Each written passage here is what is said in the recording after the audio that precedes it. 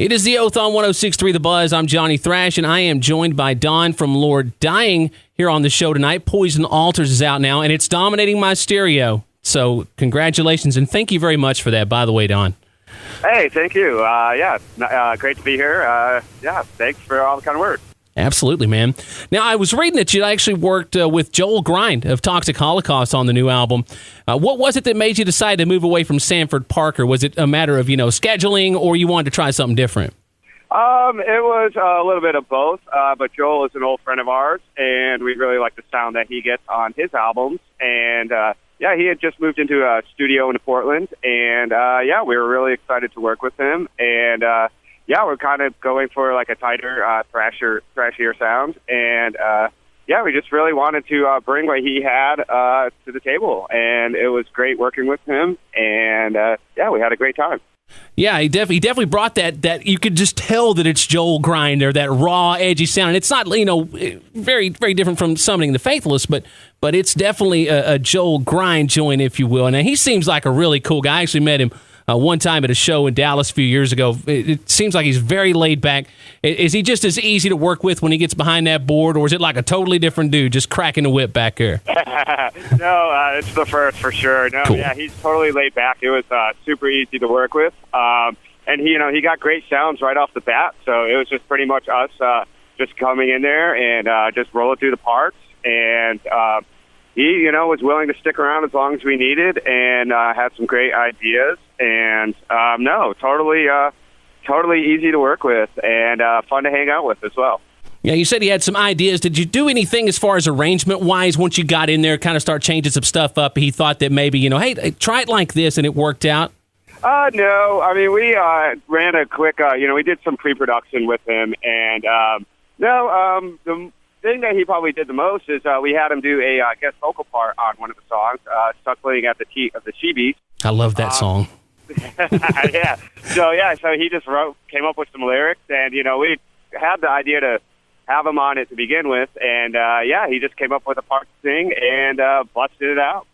Yeah, now you said it's funny. "Suckling at the Teat of the She-Beast" is my favorite song on the album. I just love that dun dun dun dun dun. I could just listen to that hammering, crushing riff over and over again. But the thing about it that's even better than the song, I love that title, man. Who came up with that? I believe Eric came up with that. Okay. But I know we were coming up with titles when we were over in Europe with Red Fang and the Shrine. That's a humorous title, but it's awesome, and it fits with kind of what's going on with the song. It sure does. It is the Oath on 106.3 The Buzz. Johnny Thrash along here with Don from Lord Dying. And now you formed the band. You're relatively young now. It was back in 2010. Things happened for you pretty quick. But what did you do before Lord Dying? Chris and Eric have played in bands for years. They grew up together, and so they've been in bands together for a long, long time. And I've been in bands before, and that would play with them. Over the years, so we just all kind of got to know each other, and then everybody kind of coalesced in Portland, and just started from there. But we've all been like lifetime musicians, from the time we've been able to, get out of school and start doing it. Yeah, Portland just seems to be thriving right now, which it's a cool town from what I understand anyway. You're getting a lot of the bands like y'all and Red Fang, where you're a little more stony, just stonery, kind of heavy, groovy metal. Are there any other types of metal really going on there? I would assume there is, more black metal, death metal, stuff like that. Is it a very broad? Yeah, there is everything going on out there, not just metal. I mean, there's a good, like all country scene. There's a good pop scene. There's a lot of electronic music. There's just, Portland has been a great place for just everybody to kind of come in and do their own thing and get a lot of support from everybody. Everybody just from all the different styles of music kind of support each other and go out to each other's shows. And pretty much every night in Portland can be a great night if you want to go out and check out live music. Yeah, and from judging from the new video for the title track, Poisoned Altars, which you can watch right now at 1063thebuzz.com, by the way, it seems like if you're not jamming, then you are eliminating as many yuppies as humanly possible.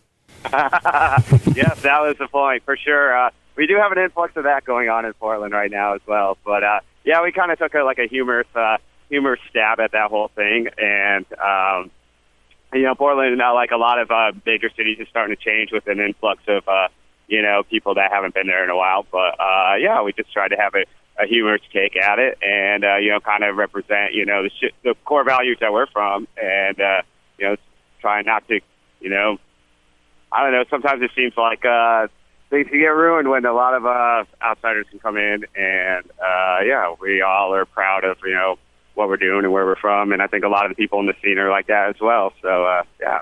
Well, be glad you're in that kind of a town anyway. You live in Wichita Falls, Texas, which I love. I grew up in this area here, but we don't have to deal with those problems as much for some reason as someone in a town like Portland. But yeah, no, it's a very cool scene here. We love it. But getting back to the video, man, that had to be fun. How long did it take y'all to film that thing? I think we were doing it. I think it probably over the course of 2 weeks is when we were doing our part. But, like most of the shots didn't take very long. It was just kind of more coordinating schedules with all the other bands and guest stars and all that. But we just kind of did it at a leisurely pace. But our directors, Brett Roberts and Danger Aaron, they kind of had a plot of how to do it, and we just kind of showed up and seen what worked and what we could do, and had a blast doing it. Yeah, you could tell you had a blast doing it. And you're on Relapse Records. You're on your second record now. And I would imagine, budgets are a little tight when it comes to making videos and stuff. You hear a lot of bands say, well, we didn't have the money, so we filmed a performance video. But I'm guessing y'all don't have just a massive budget for the video, did you? I mean, we didn't, but a lot of it came through creativity and ingenuity, and just people kind of, sacrifice, people, hey, I'll let you use my car for this video, or hey, I'll do this. Nowadays, if you're creative and you can do a lot of cool stuff with not a lot of money. Yeah, dude, it's funny because when I posted that video, I said kind of the same thing. If people want to, they can put out something as cool as that. An early contender for best video of 2015 and album of 2015. It's the first one this year that's really just got me by the balls, man. I love what y'all are doing. And, hey, can't wait to see y'all live. Lord Dying, going to be at the Rail Club in Fort Worth with Anvil and Sunlord Thursday, February 26th. It is going to kick all kinds of ass. Going to blow the britches right off of you. Can't wait to see you. And, man, it's been a pleasure. So thank you so much, Don, for coming on The Oath. Yeah, Johnny, thank you very much. Thanks for all the kind words. And, yeah, looking forward to seeing you at Fort Worth.